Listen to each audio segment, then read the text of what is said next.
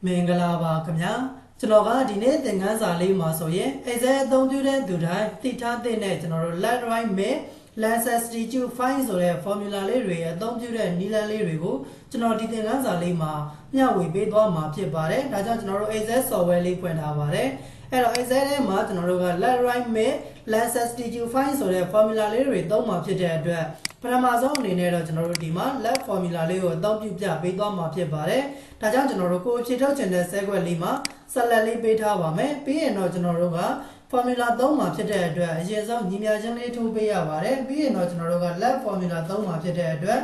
LEFD လက်လို့ရေးပါတယ်။ပြီးရင်တော့တက်လေးကုန်လိုက်ပါမယ်။တက်ကုန်ပြီးသွားပြီဆိုရင်တော့ကျွန်တော်တို့ဒီမှာတက်ဆိုတာလေးတောင်းတယ် number character တောင်းတယ်ဒီရဲ့ left formula လေးကကျွန်တော်တို့ဘာအတွက်သုံးလဲဆိုရင်ကိုရေးထားတဲ့စရိတ်တွေကနေပြီးတော့မှဘယ်ဘက်အစုံဆုံးမှာရှိတဲ့စာသားလေးတွေကိုဆွဲထုတ်ချင်တဲ့အခါမျိုးမှာဆိုရင်ကျွန်တော်တို့ဒီရဲ့ left formula လေးကိုအသုံးပြုပေးလို့ရမှာဖြစ်ပါတယ်အဲ့တော့သူ့ရဲ့ left formula လေးမှာဆိုရင်တက်ရဲ့ number character ဆိုပြီးတော့မှနှစ်ခုရှိပါတယ်တက်ဆိုတာကတော့ကျွန်တော်တို့ဘယ်ထဲကနေပြီးတော့ဆွဲထုတ်မှာလဲဆိုပြီးတော့မေးတာဖြစ်ပါတယ်အဲ့တော့ကျွန်တော်တို့တက်နေရာလေးမှာကိုဆွဲထုတ်ချင်တဲ့စာသားနေရာလေးမှာကလစ်လေးထောက်ပေးရပါမယ်ပြီးရင်တော့ comma number character ဘယ်နေရာလေးထိဆွဲပြီးတော့ထုတ်ချင်တာလဲလို့မေးတာဖြစ်ပါတယ်ကျွန်တော်တို့ကအခုဒီမှာဆိုရင် E2B computer training ဆိုတဲ့စာသားလေးတွေကနေပြီးတော့မှ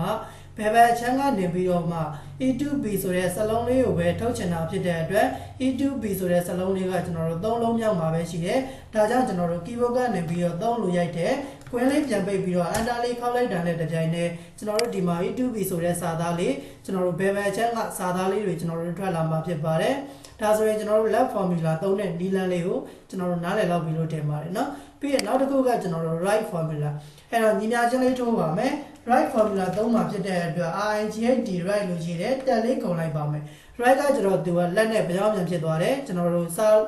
ကိုရေးထားတဲ့စရင်းတွေရဲ့ကျွန်တော်တို့ညာဘက်အချမ်းလေးမှာရှိတဲ့စလုံးလေးတွေကိုဆွဲထုတ်ချင်တဲ့အခါမှာဆိုရင်ကျွန်တော်တို့ right ဆိုတဲ့ formula ကိုသုံးပေးရပါတယ်အဲ့တော့ right ဆိုတဲ့ formula ထဲမှာလည်းကျွန်တော်တို့တက်ရဲ့ number character ဆိုပြီးတော့သူကနှစ်ခုရှိတယ်ကျွန်တော်တို့တက်ဆိုတဲ့နေရာလေးမှာတော့ကိုဆွဲထုတ်ချင်တဲ့စာသားလေးကိုကလစ်ထောက်ပေးရပါမယ်ပြီးရင်တော့ comma number character ဘယ်နှလုံးမြောက်ထိကျွန်တော်တို့ဆွဲထုတ်ချင်တာလဲအဲ့တော့ဒီမှာတော့ကျွန်တော်တို့ကညာဘက်အချမ်းမှာရှိတဲ့စလုံးလေးတွေကိုဆွဲထုတ်မယ် training ဆိုတဲ့စာသားလေးကိုပဲဆွဲထုတ်ချင်တာဖြစ်တဲ့အတွက်ကျွန်တော်တို့ဒီမှာစလုံးအရေးအတွက်လေးကိုရေးကြည့်လိုက်ပါမယ်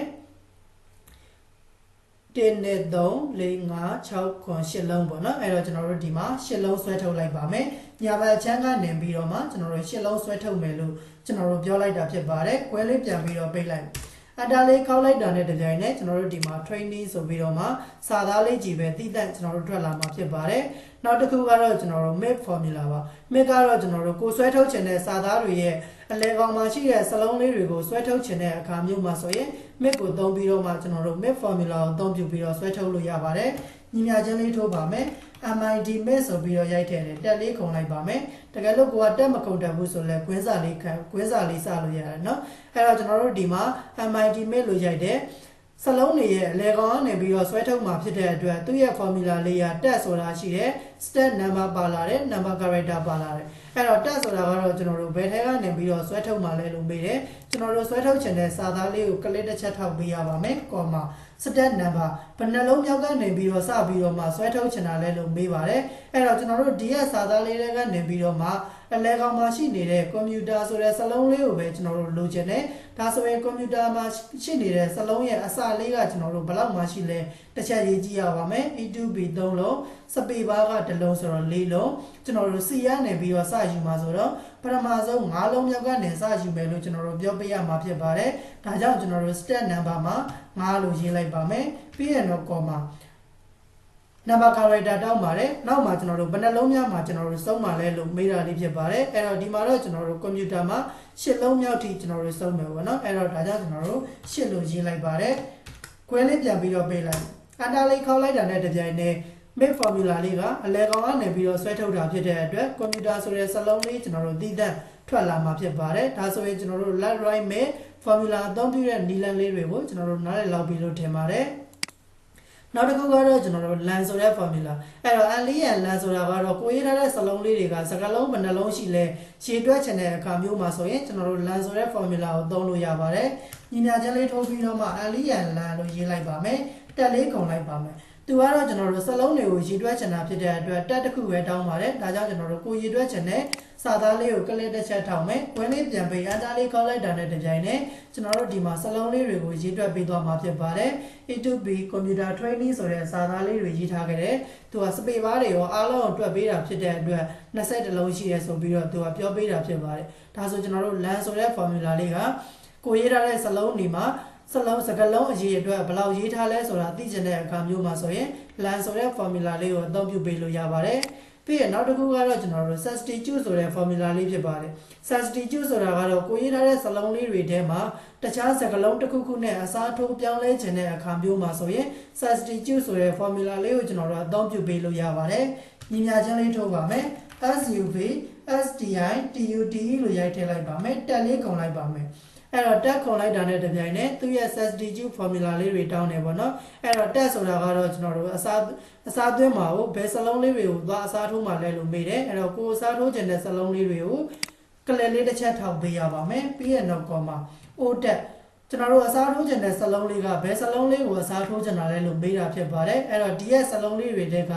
ဘယ်စလုံးကိုကျွန်တော်တို့ကအစားထိုးခြင်းတာလဲကိုအစားထိုးခြင်းတဲ့စလုံးလေးကိုရိုက်ထည့်ပေးရပါမယ်အခုဒီရဲ့စာလေးထဲမှာဆိုရင်ကျွန်တော်တို့ A2B Computer Training ဆိုတဲ့စာသားလေးကို Training ဆိုတဲ့စာသားလေးကိုကျွန်တော်တို့အစားထိုးပါမယ်ဒါကြောင့်ကျွန်တော်တို့ကစာသားဖြစ်တဲ့အတွက်တပည့်ကုံလေးအတွင်းမှာရေးပေးရပါမယ် TRAIN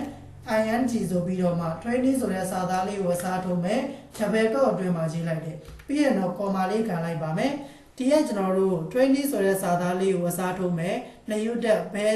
ယ်စာသားလေးနဲ့အစားထိုးမှလဲဆိုပြီးတော့ကျွန်တော်တို့မေးတာဖြစ်ပါတယ်။အဲ့တော့ double code လေးခံပြီးတော့မှကိုအစားထိုးခြင်းတဲ့စာသားလေးနဲ့ကျွန်တော်တို့ရေးထည့်ပေးရပါမယ်။ CEN TRE Center ဆိုပြီးတော့မှရေးထည့်လိုက်ပါမယ်။ double code လေးအတွင်းမှာရေးမယ်။ပြီးရင်တော့ကျွန်တော်တို့ green လေးပြန်ပေးပြီးတော့မှ enter လေးခောက်ပေးလိုက်တာနဲ့တပြိုင်နက် A2B Computer Training ဆိုတဲ့စာသားလေးက A2B Computer Center ဆိုပြီးတော့မ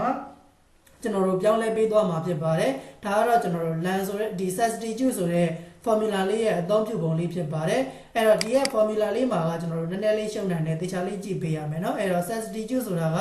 စကားလုံးတွေကိုအစားထိုးခြင်းတဲ့အခါမှာကျွန်တော်တို့အသုံးပြုပါတယ်တက်ဆိုတာရှိမယ် O တက် new တက်ဆိုတာရှိမယ်တက်ဆိုတာကတော့ကိုယ်အစားထိုးခြင်းတဲ့ဒီမှာစာသားလေးကိုကလစ်ထောက်ပေးရမယ် O တက်ဆိုတာကတော့အဲ့ဒီစာသားတွေကနေပြီးတော့မှကိုပြောင်းလဲခြင်းတဲ့စကားလုံးလေးကို double quote အတွင်းမှာကျွန်တော်တို့ရေးထည့်ပေးရပါတယ်new တက်ဆိုတာကတော့ကိုယ်အသက်ပြောင်းလဲခြင်းတဲ့စာသားလေးကို double quote အတွင်းမှာရေးထည့်ပေးလိုက်ရုံပါပဲခွဲလေးပိတ်အန်တာလေးခေါက်လိုက်တာနဲ့တပြိုင်နက်စလုံးလေးတွေကျွန်တော်တို့အစားထိုးပြီးသားလေးဖြစ်သွားပါလိမ့်မယ်ဒါဆိုရင်ကျွန်တော်တို့ substitute ဆိုတဲ့ formula လေးကိုလည်းနားလည်လောက်မယ်လို့ထင်ပါတယ်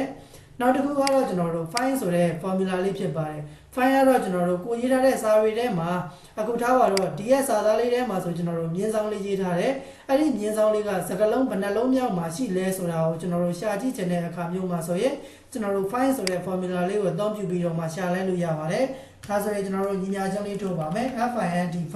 တက်လေးကုန်လိုက်ပါမယ်ဒီမှာကျွန်တော်တို့ find test ဆိုတာလေးတောင်းပါတယ် find test ဆိုတာကတော့ကိုရှာချင်တဲ့စကားလုံးကိုရိုက်ထည့်ပေးရမှာဖြစ်ပါတယ်အဲ့တော့ကျွန်တော်တို့ဒီရဲ့စာသားတွေကနေပြီးတော့မှမြင်းဆောင်လေးကိုကျွန်တော်တို့ရှာချင်တာဖြစ်တဲ့အတွက် double quote လေးအတွင်းမှာကျွန်တော်တို့မြင်းဆောင်လေးထည့်ပေးရပါမယ်ပြီးရင်တော့ comma find that ဒါပြီးသွားပြီเนาะအဲ့တော့ find that ဆိုတာကတော့ကိုရှာချင်တဲ့စကားလုံးလေးကိုထည့်ပေးရတယ် within that ဘယ်ထဲကရှာချင်တာလဲကျွန်တော်တို့ဒီထဲကနေပြီးတော့ရှာပါမယ် comma ပြီးရင်တော့ stat number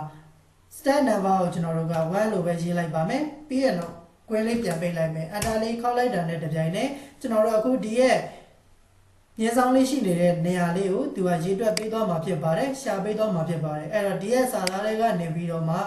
မြင်းဆောင်လေးရှိတဲ့နေရာလေးက23လုံးမြောက်မှာကျွန်တော်တို့ရှိရဲဆိုတာလေးကိုသူကအဖြေထုတ်ပေးသွားမှာဖြစ်ပါတယ်ဒါကတော့ကျွန်တော်တို့ left right mid left substitute find ဆိုတဲ့ formula လေးတွေရဲ့အဓိကအသုံးပြုပုံလေးတွေဖြစ်ပါတယ